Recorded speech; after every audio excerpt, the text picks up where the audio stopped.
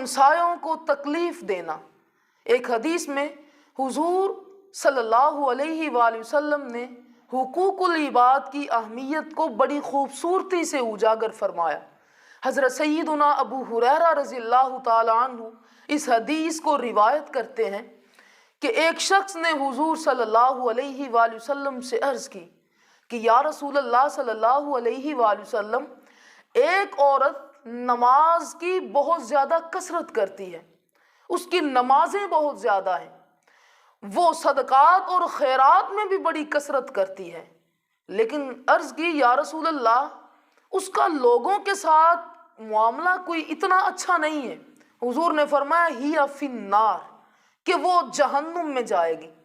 हुजूर अलैहिस्सलातु वस्सलाम से फिर एक औरत का जिक्र किया गया, या रसूलल्लाह सल्लल्लाहु अलैहि वसल्लम, एक औरत ऐसी भी है कि जिसके पास कोई नमाज, कोई हज या ज़कात के अंबार नहीं लगे हुए, उसके पास सोमो सलात की कसरत नहीं है, लेकिन उसका अपने हमसायों के साथ, उसका अपने नेबर्स के साथ सुलूक बहुत अच्छा है, वो उनके साथ बड़े अच्छे मुआमलात रखती है।